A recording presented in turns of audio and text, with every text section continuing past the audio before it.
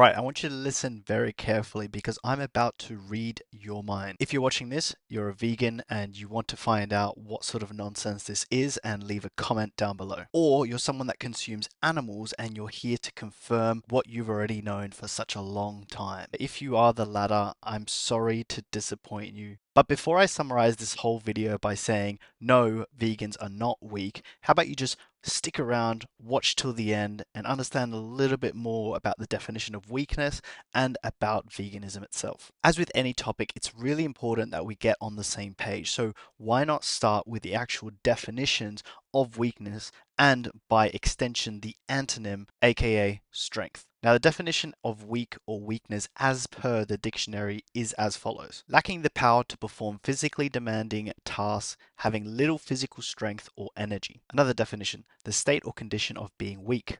Example, the country's weakness is in international dealings. Now again, let's have a quick look at the definition of the opposite of weakness, strength. Having the power to move heavy weights or perform other physically demanding tasks. Example, she cut through the water with her strong arms. Another definition, the quality or state of being physically strong. Example, cycling can help you build up your strength. Now, a key thing that I want to point out here, based on the examples that we've seen in the definition, but also what we see day to day, is that weakness and strength is not just a physical trait, but it also comes down to a mental trait as well as a metaphorical trait, meaning that you can be both mentally weak and strong, and can it be applied to metaphorical examples. For example, John is finding it hard to find the mental strength to get out of bed and study. Now that we've kind of outlined what the definitions of weakness and strength are, why not talk a little bit about the culprits? Who's weak and who's strong? Now, this is going to seem slightly off topic for a second, but stick with me. Now, the most common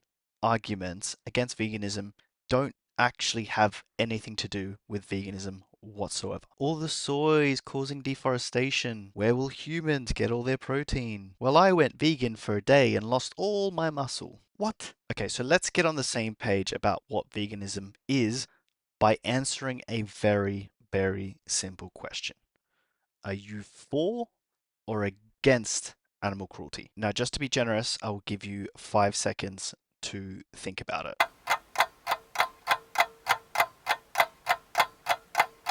Well, time's up, guys. Now, unless you're an absolute psychopath, I believe your answer was that you're against animal cruelty. So here's the kicker. Veganism, by its very definition, is someone who aims to reduce as much animal cruelty as far as practicable as possible. Now, if I was to say that veganism is a perfect utopia where no animal gets killed, I would be lying. That's why I include that as far as practicable as possible. For example, if I were to drive a car each and every day and in a 1 in a million chance a dog were to run onto the road, that's not me intentionally looking for a dog to run over. However, if I took my car out every day intentionally looking to run over dogs, those are two very different things.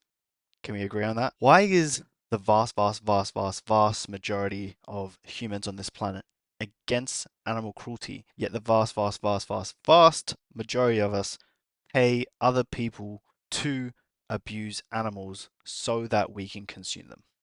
Crazy, right? I will truly never understand this. Okay. Like I said before, I went on a bit of a tangent here, so let's get back to the original questions. Are vegans weak? I hope you guys are still sticking around with me, and if you are, please do consider subscribing. It would mean a world to me, and it really helps my channel out a lot. So let me try and answer the question by asking another question, something I like to do a lot. Now, I want you to imagine a scenario where man A is harming a woman. Now, nearby, man B happens to find out and see what is happening and runs over to protect and defend this woman from man A. In this hypothetical scenario of man A and man B, which of these do you feel is the strong man and which of these do you feel is the weak man? Now, before anyone stupid says, well, it depends what the woman was doing, I will tell you exactly what the reason is for man A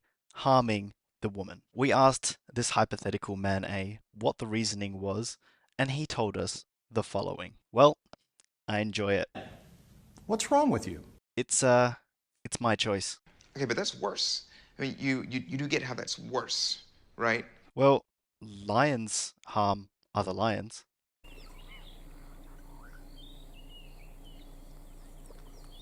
Did you know that plants feel pain? Stop it. Get some help. Now, I think you get the point here. Now, for those of you still wondering about physical strength and weakness, don't worry, I haven't forgotten about you. Just want to use a metaphorical example just to get that out of the way. Now, to become physically strong, you need to follow these simple traits. By extension, if you want to get weak physically, you simply do not follow these three, or you reduce the amount of the three that you're doing. Number one, you must adhere to a form of resistance training. This could be powerlifting, this could be calisthenics, this could be an at-home banded workout.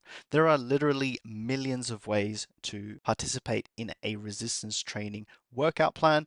But more important than those things is actually choosing the one that is going to be the most fun and sustainable for you to continue doing it for the rest of your life. Number two, you must consume enough calories and protein as part of those calories. Now, considering that protein originates in plants, assuming that you are consuming enough calories, as long as you're eating mostly whole food, plant-based options, you are going to get enough protein. And even if you wanted to get more protein, all you had to do was prioritize some of the more high protein plant-based options shared on the screen now. Now, if you don't believe me, just ask your friend that was admitted to hospital for a protein deficiency.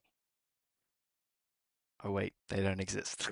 Now, last but not least, you need to apply trait number one and number two consistently. Not for a couple of days, not for a week, not for a month, but progressively consistent for the rest of your life, again, in a manner that you can enjoy. The goal isn't to get strong, the goal is to be strong. Which also reminds me, the goal of reducing animal suffering isn't to go vegan, but to actually be vegan. Choose compassion, show your true strength by standing up to the defenseless. Because if you saw a person on the street abusing an animal, chopping up their pieces and eating them, you would not consider that person to be strong. It's true. I hope you've enjoyed this video and I look forward to catching you in the next one.